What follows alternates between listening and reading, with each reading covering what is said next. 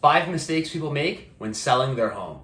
Make sure to watch to the end of this video because the things I talk about in this video can save you tens, if not hundreds of thousands of dollars when selling your home. The first mistake people make is hiring the wrong realtor. Gone are the days where you can stick a sign in your front yard and sell your home in a week with multiple offers. The market is shifting, days on market are going up, and it's more difficult to sell a home than it was earlier in the year or in 2021. If you want to get your home sold and for top dollar, you need to hire an agent that's going to make sure your home is presented well and looks beautiful online and in photos. And as well, make sure to do efforts to make sure that your home is seen by as many people as possible and get as many eyes on your listing so more prospective buyers can come across your home, hopefully finding you someone that's willing to offer on the property, or even better, a multiple offer situation, which we're seeing less and less of these days. The next mistake people make when selling their home is having bad photos. I've seen people where they have a listing and they take the photos themselves with a cell phone. I've seen photos that look like they were taken with a BlackBerry from 2008. I've seen photos that are so bad on listings you wouldn't believe it. When people are looking at homes, most people start their home search online.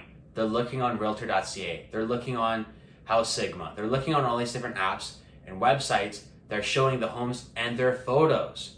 It's not 1980. They're not, and your listings aren't in some MLS book being flipped through by some realtor showing their clients. Someone's not just going to drive by your house and be like, oh, this is the house I want to buy. People are looking online. Make sure that when your house is listed for sale, it has good photos.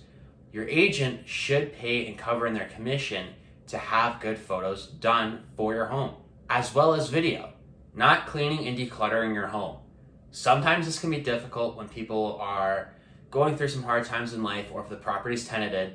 I understand it can be difficult to completely clean and declutter a property, but if you are physically able to have the home clean and decluttered and as empty and as spotless as possible, it's in your best interest.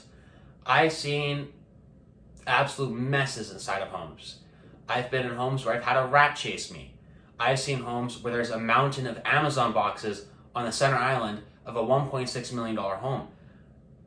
Make sure the house is clean, because buyers are not able to envision themselves living in a mess.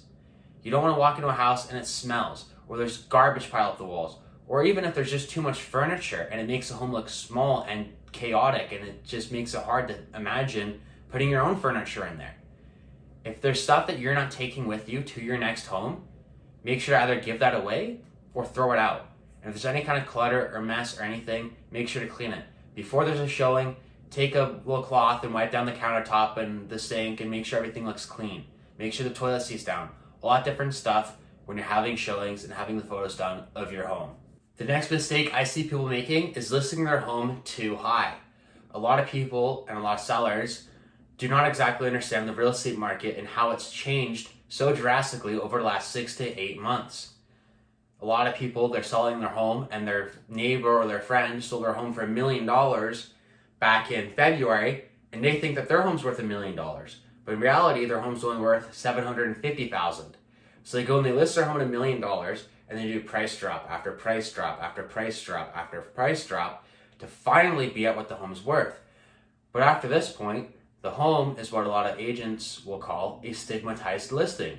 The home's been on the market so long that it has the what's wrong with this house kind of thing. So a lot of buyers are looking at this home, and it's been on their Realtor.ca and their email list from their agent for the last 6 months. They're looking at this home like, what? Why isn't it sold? It's been on the market for forever. Clearly there's something wrong with it. Maybe the house is haunted or there's foundation issues. Oh my. And their imagination starts going. The home could be perfectly fine, but because it's been on the market so long, it sort of gets this, well, if it's been here so long, clearly there's something wrong with it, which is not what you want with your home. In the first week or two of your home being on the market, you want to get as many people through and have as much eyes on your listing as possible, as many showings, and hopefully get an offer, if not multiple. The first couple weeks in the market can make or break your listing. So make sure when you list your home, you're listed at either the appropriate market value, or if you're holding offers, you're listed below market value and you are holding offers for at least 7 days. And the next mistake people make is having their home hard to show.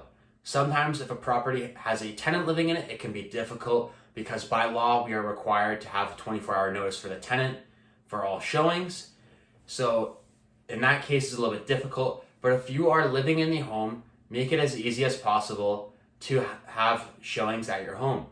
If possible, stay at a relative's home for a little bit, or just try and get out of the house as much as possible when there are showings. The last thing a buyer and their agent want when they go to book a showing for what could be their dream home or the next property they want to move into for their family is to get the runaround on, oh, well, we can't show it this time, and oh, the showings declined, and this and that, whatever. Make it as easy as possible for prospective buyers to come through your home. Because at the end of the day, they're the ones paying you a ton of money for your home. So make sure to get out of the house as much as possible. I understand it can be very difficult, but this can impact the results of your property. If it's hard to show and have people go through, it's hard to get more showings, which means it's hard to generate any offers. If you've only had 5 showings, it's going to be hard to get an offer. So make sure it's as easy as possible to show your home. A quick story I have about the hard to show properties. Earlier in the year, I had a listing and this property had a tenant living in it. And it was very difficult to book showings because I had to give 24 hours notice. And as well as having a tenant living in there, the sellers were living in there. So I had to work with both of their schedules to be able to book showings, get as many people through as possible. Meaning that I had to reject some of the showings as they did not work with their schedules. And the seller didn't want to have to get out of the house so much for every single showing and wanted to try and batch them together or have them just go through the open house. So try as much as possible to get out of the home when you're listed for sale, because it can be very difficult. And some of these showings that got rejected or just canceled their showing never wound up showing the house and actually never wound up going through. Those could have been prospective buyers. You never know. So always try and make it as easy as possible for people to see the home. And if possible, if the home is in an appropriate price point, if your home's $10 million, you're not going to do this.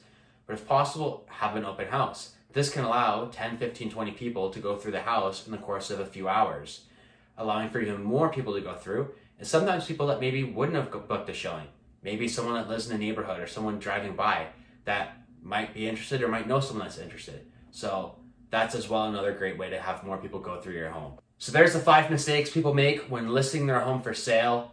Let me know in the comments what you think of this. As well, if you are looking to have your home listed for sale, send me an email. I'd love to help you understand the process more and walk you through selling your home and some of the mistakes people make to allow you to get the most money possible for your home and have a seamless transition into wherever you may be moving to. If you like this video, press subscribe. I have more videos like this on the way. And besides that, I hope you enjoyed this and have a great rest of your day.